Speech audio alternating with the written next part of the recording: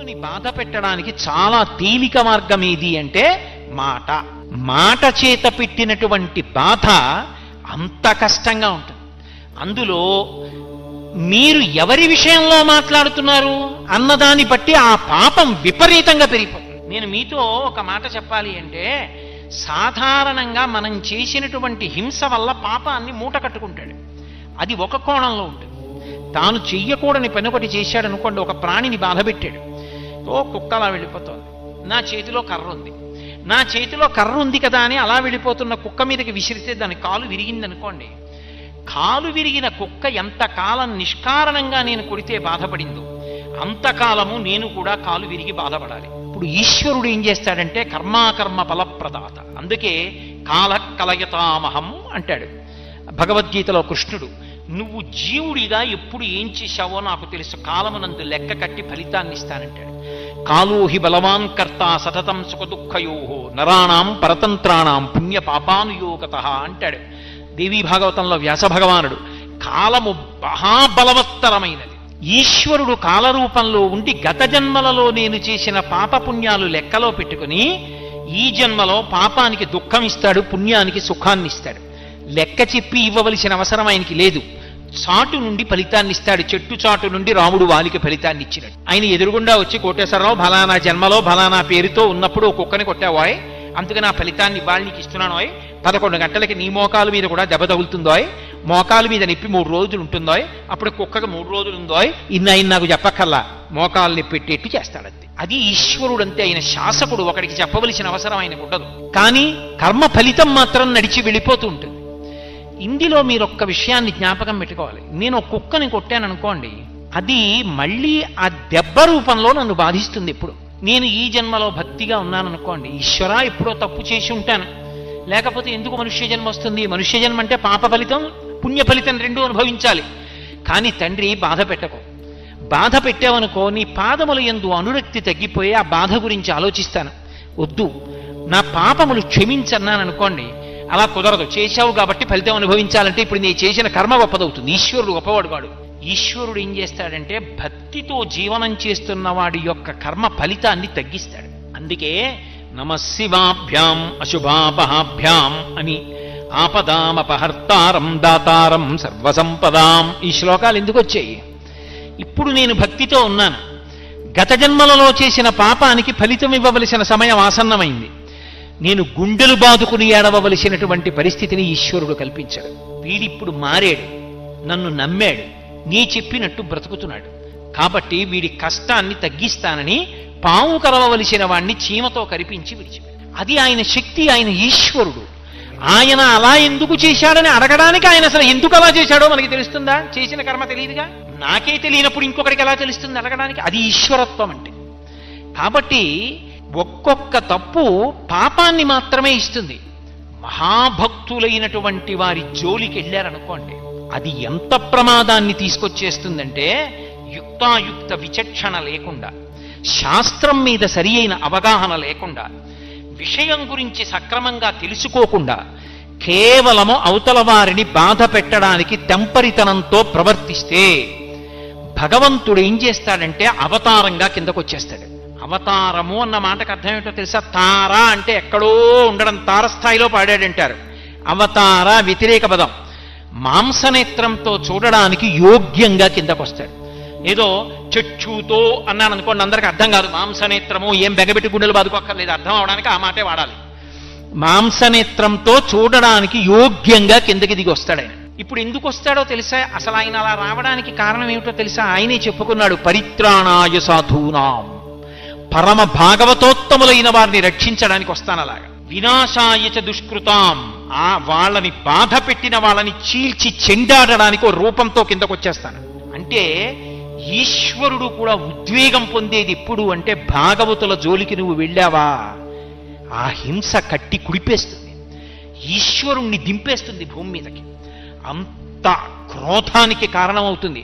అది సామాన్యమైన దోషం కాదు. అందుకే ఎప్పుడైనా సరే భగవంతుణ్ణి నమ్ముకున్న భక్తుల జోలికి వెళ్ళేటప్పుడు 1కి 10 మార్లు ఆలోచించుకుని వెళ్ళు అని చెప్తారు. మారీచుడు రామాయణంలో రావణాసురుడితో మాట్లాడుతూ అంటాడు, సీతాపహరణం చెయ్యి, సీతాపహరణం చెయ్యి అన్నాడు. అంటే మారీచుడు అన్నాడు, ఏమిటో సీతమ్మను అపహరించి తెమ్మంటున్నావు, అంత తేలికనుకుంటున్నావు, ఆ దోషం ఉట్టినే పోతుందనుకుంటున్నావా? సీతమ్మను అపహరించి తెస్తే రాముడు కనపడకపోతే, సీతమ్మ ఏడిస్తే, సీతమ్మ కన్నుల వెంట నీటి చుక్క పడితే రావణా నువ్వు ఒక్కడివే చచ్చిపోతాననుకుంటున్నావేమో. వెతికి వెతికి వేటాడేస్తాడు రాముడు. కళత్రాణి చ సౌమ్యాని మిత్రవర్గం స్థైవచ యదీచ్ఛసి చిరంభోక్తమ్మ కృధారామ విప్రియం. ధర్మాన్ని నమ్ముకున్న రాముడి జోలికి వెళ్ళవద్దు. రామో విగ్రహవాన్ ధర్మ సాధు సత్యపరక్రమ. మారీచుడు చెప్పాడు ఈ మాట, రాముడు రాశీభూతమైన ధర్మము అని. రాశీభూతమైన ధర్మమైన రాముడి జోలికి వెళ్ళావా కట్టి కుడిపేస్తుంది. అది అలా ఇలా కూడా పదం నిన్నొక్కడనే బాధ పెడుతుంది అనుకుంటున్నావేమో, అది మళ్ళీ నీకు ఫలితంగా ఇవ్వడం మొదలుపెట్టిన నాడు తెలుస్తుంది. కళత్రాణి చ సౌమ్యాని మిత్రవర్గం స్థైవచ. భార్యలు, బిడ్డలు, నిన్ను నమ్ముకున్న సైనికులు, నీ ఆస్తి, నీ ఐశ్వర్యం, నీ కాంచన లంక సర్వము నశించిపోతాయి. నువ్వు అలా నిలబడి ఉండగా ఒక్కొక్క తల తరిగేస్తాడు రాముడు. ఒక్కొక్క తల తరుగుతూ ఉంటే దేవతలందరూ వచ్చి పైన నిలబడతారు. నిలబడి శభాషను సంతోషిస్తారు. చచ్చాడు రా పాపాత్ముడు అంటారు. ఆ రోజు తెచ్చుకోకు, రాముడి జోలికి వెళ్ళకు. సాధు పుంగవుల జోలికి వెడితే, ధర్మాత్ముల జోలికి వెడితే, వాళ్ళు బాధపడితే ఒకడితో విడిచిపెట్టదు, వాడితో ఉన్న వాళ్లతో కలిపి కాల్చేస్తుంది. వెళ్ళవద్దు, బాధ పెట్టవద్దు. ఆ హింస పరమ ప్రమాదకరము. అది హాస్యానికి కాని, కేవలముగా ఏమైందిలే అని కాని అంతంత సాహసాలు చెయ్యవద్దు. అవి చాలా ప్రమాదకరమైన సాహసాలు అని హింస విషయంలో శాస్త్రం హెచ్చరిక చేస్తుంది. అందుకే భాగవతంలో దేవతలందరూ ప్రార్థన చేస్తే శ్రీ మహావిష్ణువు మాట్లాడతారు. ప్రహ్లాదోపాఖ్యానంలో మాట్లాడుతూ ఆయన ఒక మాట అంటారు, శుద్ధ సాధులందు సురలందు, శుద్ధ సాధులందు సురలందు శృతులందు గోవులందు విప్రకోటియందు ధర్మ పదవియందు తవిలినాయందు వాడెన్నడలుగు నాడు హింస పొందు అన్నాడు. ఇదే మాట వాడాడు ఆయన, హింస పొందు అన్నాడు. అల్లా ఇల్లా ఉండదు నేను పెట్టే బాధ.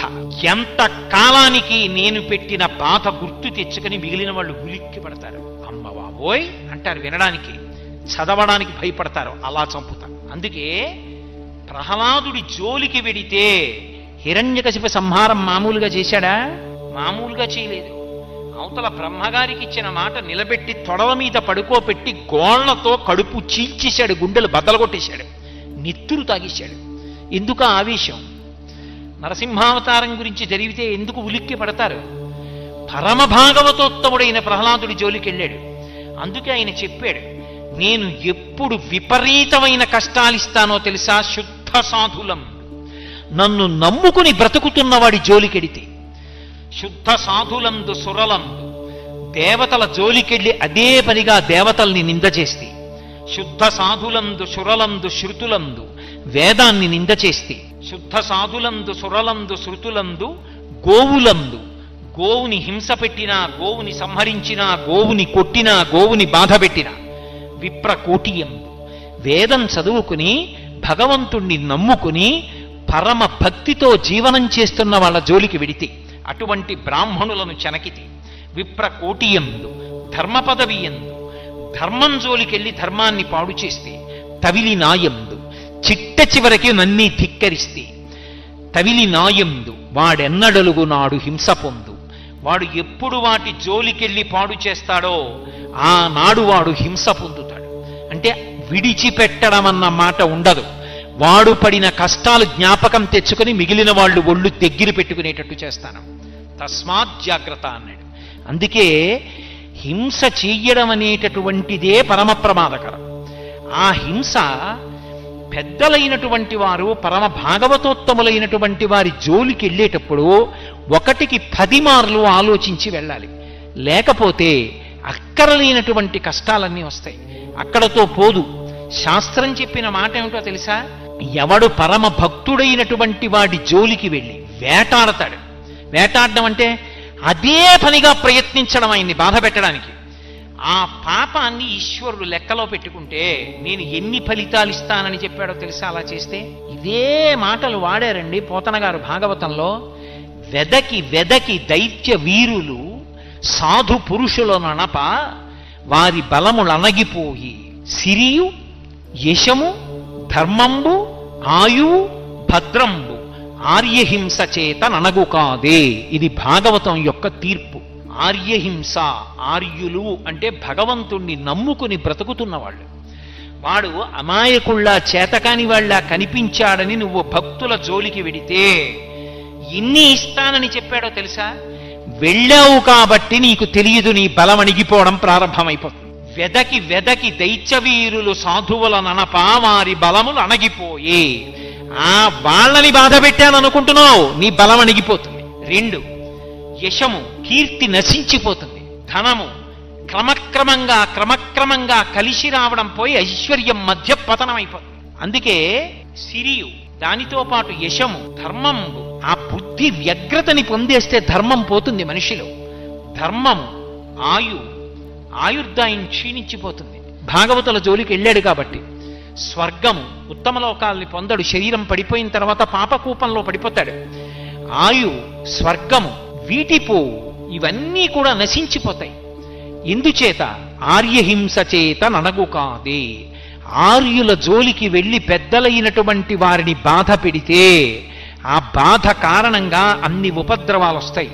అందుకే హింస అన్న మాటని అన్వయం చేసుకునేటప్పుడు నీ వలన హింస జరుగుతోందా అని ఆలోచించుకున్నప్పుడు పొరపాటున కూడా భగవంతుణ్ణి నమ్ముకున్న భక్తుల జోలికి వెళ్ళవద్దు.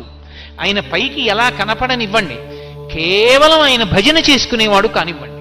ఆయన మహావిద్వాంసుడా, శాస్త్రం తెలిసిన్నవాడా, ఇవి కాదు. ఆయన భగవంతుణ్ణి నమ్ముకుని ఎప్పుడూ భగవన్నామాన్ని భజన చేసుకుంటూ కూర్చుంటాడంతే. తొందరపడి ఆయన మీద పరిహాసమాడడం, తొందరపడి ఆయన మనసు ఖేదపడేటట్టుగా ప్రవర్తించడం చెయ్యవద్దు. ఎందుచేత? ఎలా ఉన్నాడన్న దాన్ని బట్టి కాదు, ఆయన భగవంతుణ్ణి నమ్ముకుని ఉన్నాడు.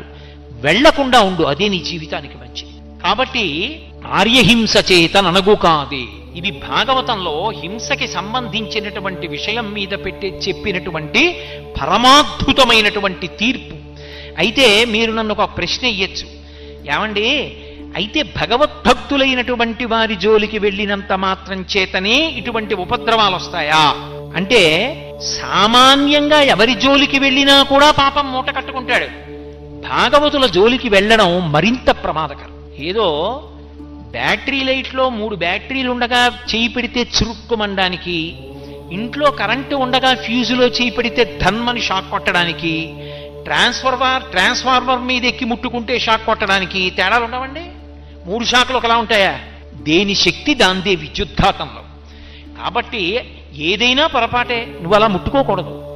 కానీ కోరి ట్రాన్స్ఫార్మర్లు ఎందుకు ముట్టుకుంటావు? అందుకే అది ఎక్కకూడదు. దాని మీద పుర్రె బొమ్మ 2 ముక్కలు వేశారు. అదే భాగవతంలో పోతన గారి. వెళ్లకు దాని జోలికి, పరమ ప్రమాదం ఒక జన్మతో పోదు, కొన్ని జన్మలు కట్టి కుడుపుతుంది. ఎందుకురా నీకు? దాని జోలికి వెళ్లకు, అటువంటి హింస చెయ్యవద్దు అన్నారు. ఇది సాధు పురుషుల విషయంలో ఎంత అన్వయమవుతుందో సాధు జంతువుల విషయంలో కూడా అంతే అన్వయమవుతుంది. అది విచిత్రం. అందుకే పరీక్షిన్ మహారాజు గారు మాట్లాడుతూ ఒక మాట అంటాడు. ఆయన కలిపురుషుడి దగ్గర మాట్లాడుతున్నప్పుడు భూదేవి వంక తిరిగి ఒక మాట అన్నాడు. అమ్మా, సాధువులకు జంతువులను బాధించడి కలుల భంజింపని రాజాధము ఆయు స్వర్గము శ్రీ ధనము వీటిపోవు సిద్ధము తల్లి అన్నాడు. ఎక్కడైనా సరే అమ్మా, రాజైనటువంటి వాడి యొక్క ప్రధాన లక్షణం ఏమిటో తెలుసా? సాధువులకు జంతువులకు. సాధువులైన జంతువులు అన్న మాటకు అర్థం ఏమిటో పోతన గారే చెప్పారు భాగవతంలో. ఏదో వాహినులైన వాహినులందు జలంబు త్రావి అంటారు.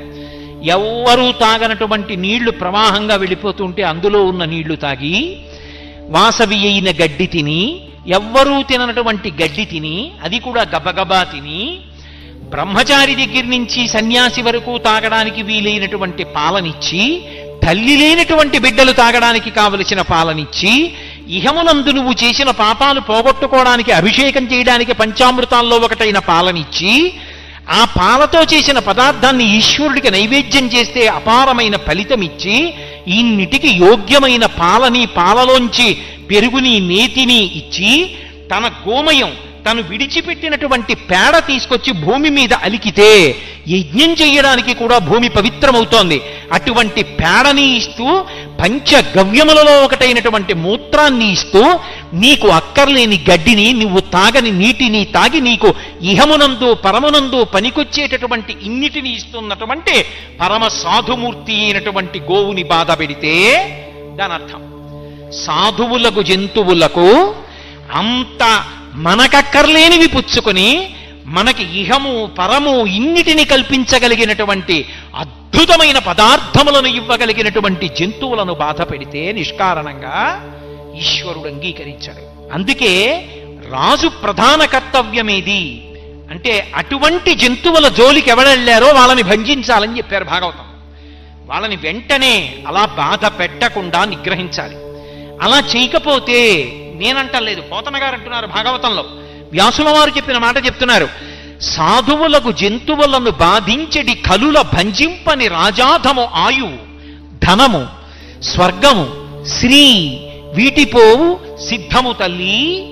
అమ్మా, ఎప్పుడైనా సరే సాధువులైన జంతువుల్ని బాధ పెట్టేటటువంటి కలులను భంజింపనటువంటి పరిపాలకుడు ఎవరుంటాడో అటువంటి వాడి యొక్క ఆయుర్దాయము నశించిపోతుంది, అటువంటి వాడి యొక్క ఐశ్వర్యము పతనమైపోతుంది, అటువంటి వాడికి శరీరం పడిపోయిన తర్వాత ఊర్ధ్వలోకవాసం ఇవ్వరు.